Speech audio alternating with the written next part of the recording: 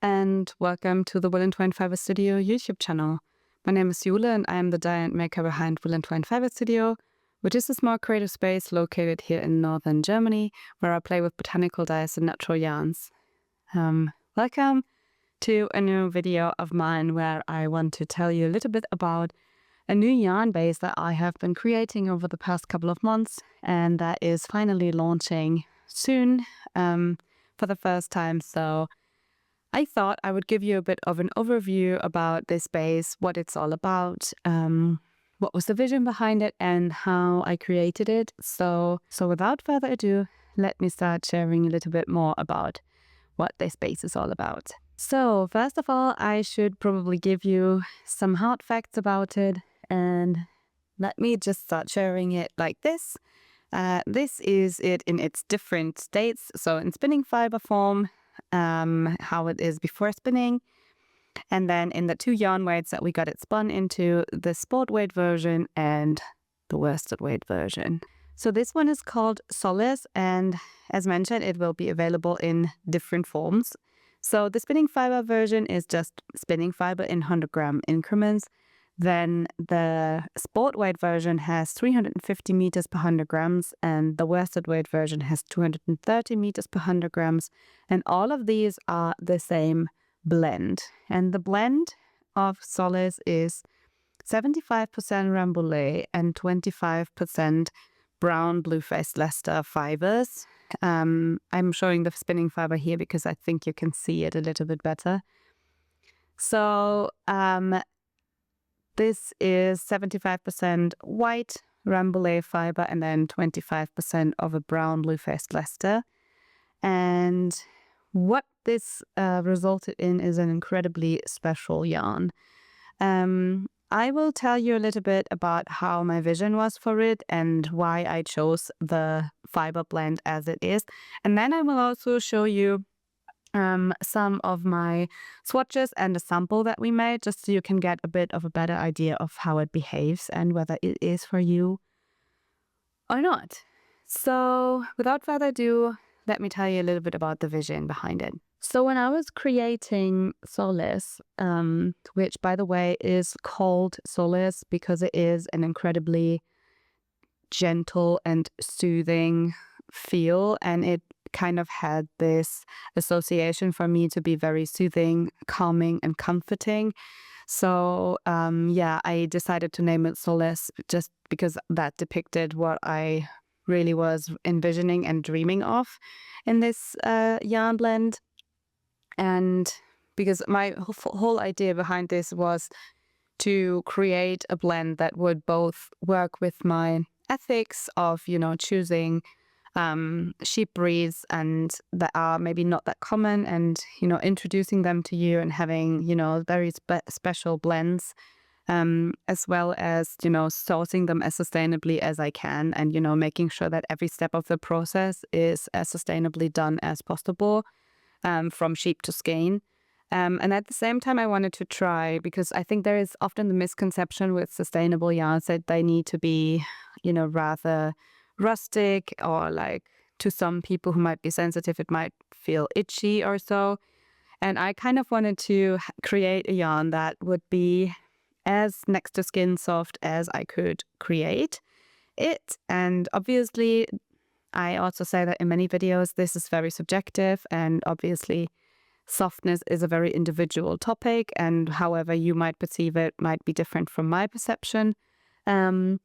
But technically, I try to blend two sheep breeds that are known for their incredibly fine wools, and create something that would be have as little irritation as possible. Let's put it that way, and have a relatively soft yarn that might even be suitable for kids' knits. That was kind of also one of the visions behind it, that I wanted to do something that would be suitable for little ones, technically. With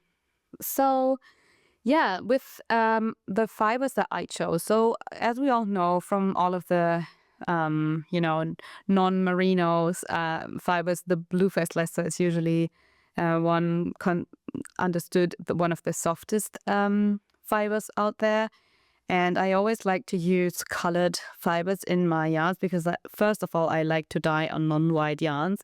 And at the same time, often it is the case that the colored fleeces that are not white are not that sought after, and oftentimes are more difficult for the shepherds to sell, just because for, large scale and big productions, most companies prefer the white wools because they give a wider variety for dyeing and, creating different shades on it.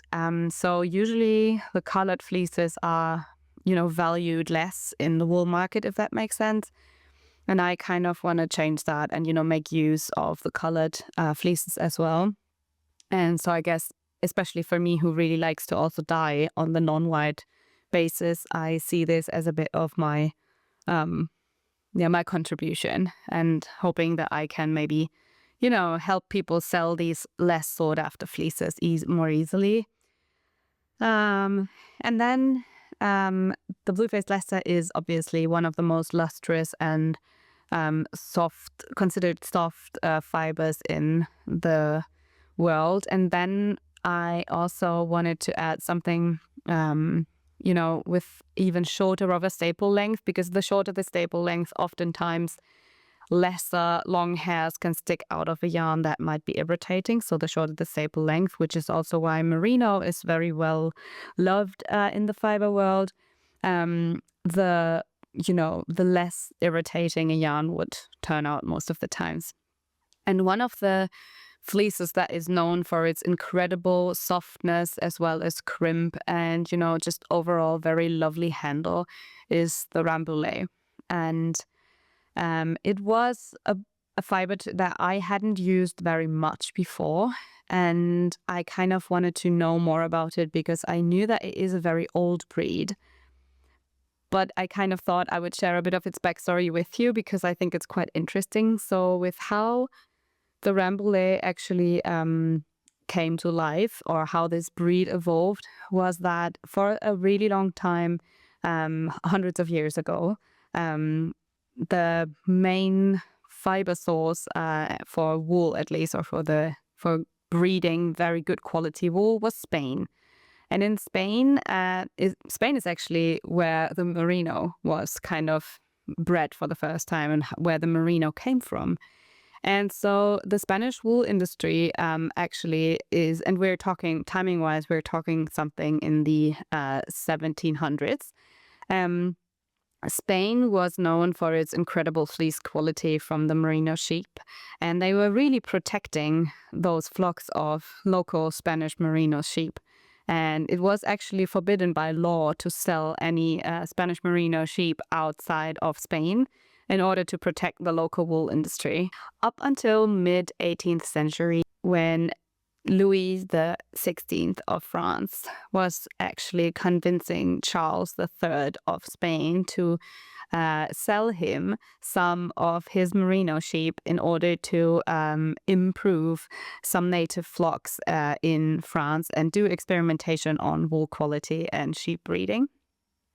So he was actually allowed to buy roughly 350 sheep from the Spanish merino flocks, and he moved them close to one of his castles that's around 550 kilometers from Paris, and he opened a sheep farm close to that castle, where the imported Spanish merinos were allowed to, be bred with other French breeds.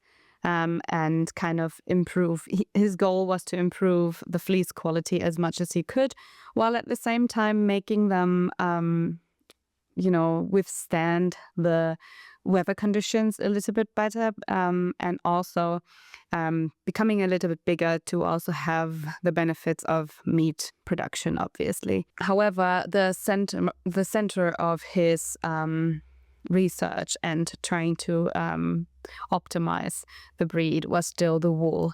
And so he took those merino sheep and tried to improve the wool as well as he could. And the outcome was the rambouillet, which is a more hardy, larger version of a merino with even finer wool and a lot of crimp and bounce. So that is kind of what came out of these experiments. And I think around 1830 was when the final rambouillet breed was kind of as known today, had developed from these breeding experiments and research done by the French king. So this is how the rambouillet actually came to life. So it's a relatively old breed that is still around to this date, and is still known for its wonderful fleece qualities.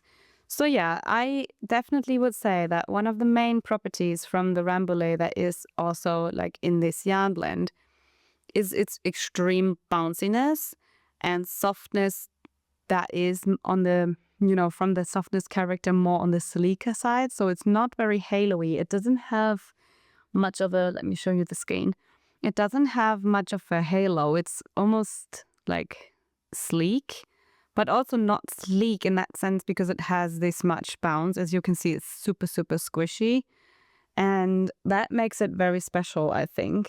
And unlike anything I am currently carrying off basis at the moment, so I'm super happy about it. So the bounciness and also the crimp kind of result also in a higher volume of the thread. So after this was spun, I technically had it spun to the same specs as some of our more like fingering DK-ish bases. However, due to its plumpness, I decided to call this Solace Sport and worsted because the gauge swatches that I'm going to show you in a second turned out to be more on the sport weight and then also more on the worsted weight side because it's just so plump and it fills up any gaps and you block it. So without further ado, let me start showing you my swatches. So this one is the sport weight swatch. And I knitted this one on 3.5 millimeter needles, and it is a 24, I think, times 30 something rows swatch. I will definitely put the exact numbers on the screen, but I will start pulling on this and you'll see the bounce. Like, can you see? It is incredible. So this is what I mean by bounce, and you can even see it in the thread, which I will be trying to show you. Like, can you see how springy that is and how much give it has? It's incredible. So yeah, you can see that it also results in a really even fabric that has no real like translucency or so. It's a very sleek fabric, but it also has a beautiful drape. Like, as you can see, when I roll it over my hand or I try to fold it, it's not stiff or anything. So it's a very special, very, very special type of fabric that this yarn creates, and I'm so excited about it. Now let me show you my worsted weight swatch. This is the worsted weight swatch, and it is 19 stitches per 10 centimeters, and I think something around 28 rows or so. I'll also put the exact numbers up there, but you can see again here how extremely bouncy it is and how it bounces back into shape. So yeah, this is what I would consider more on a light worsted kind of range with 19 stitches per 10 centimeters. And again, you can totally see how incredibly bouncy this blend is. So yeah, these are my two swatches. And I think, despite me having used 4.5 millimeter needles for the 19 stitches, which is the worsted weight gauge, and then having 24 stitches on a 3.5 millimeter needle, I think there is quite a variety on where you can go with this. So I think it has some give in terms of gauge and needle sizes. So you could go up and down relatively much, I think, despite this one being still a worsted spun yarn, so it's not woolen spun.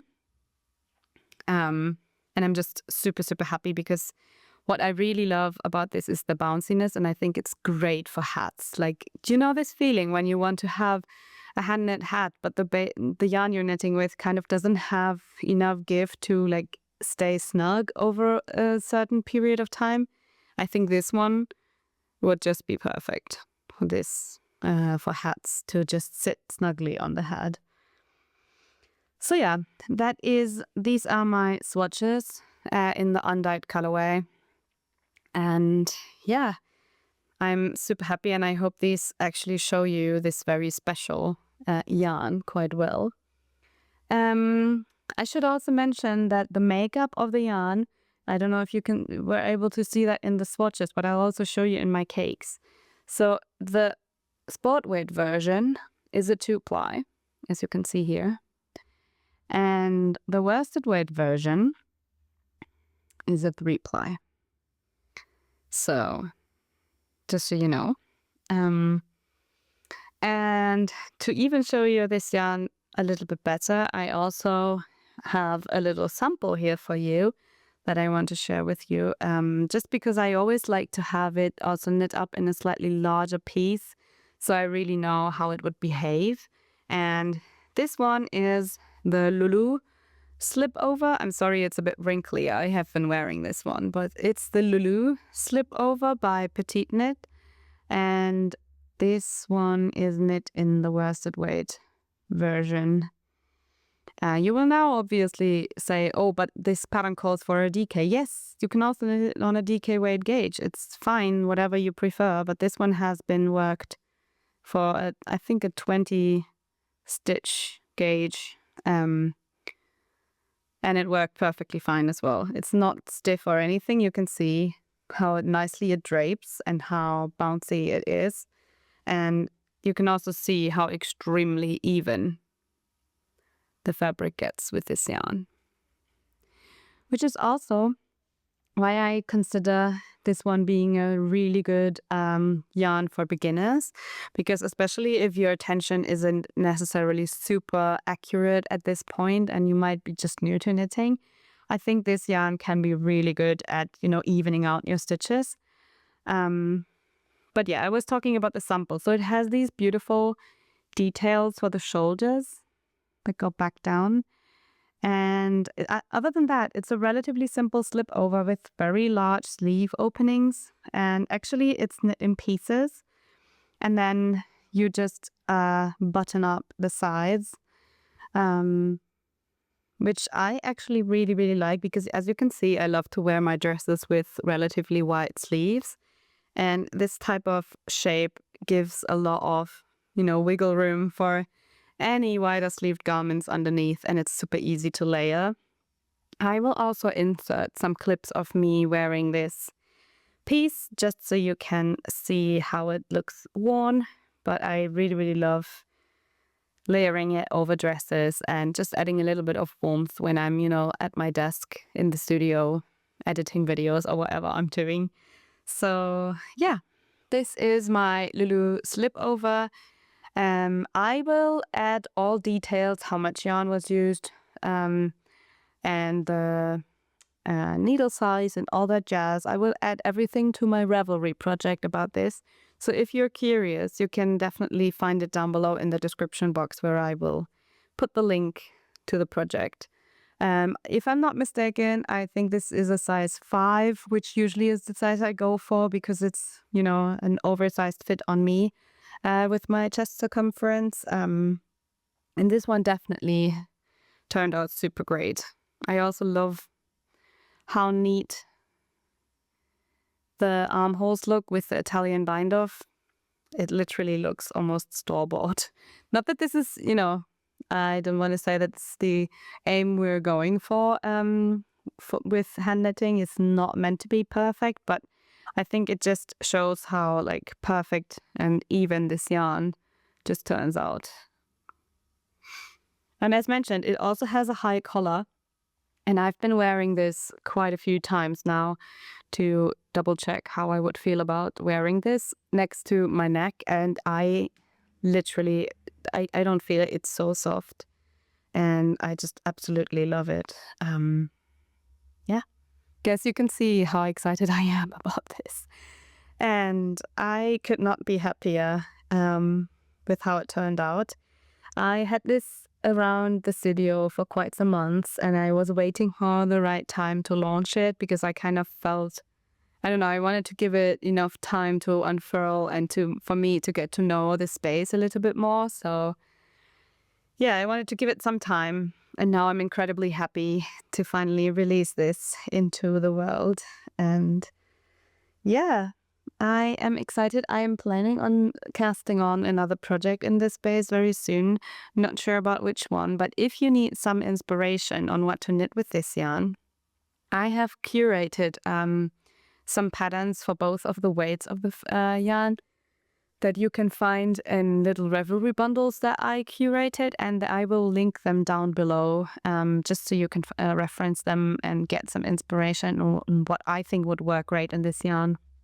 Because technically, I think you could almost do any kind of project with it, whether that's a garment or an accessory. However, I think what it's really great for would also be a color work, just because of how even the fabric turns out when you knit it up.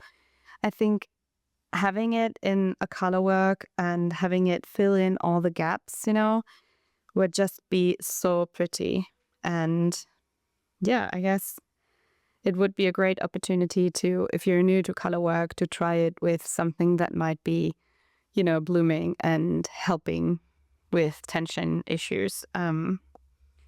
So yeah, that is what this yarn is all about. As mentioned, it will be available in its fiber form and 2 weights.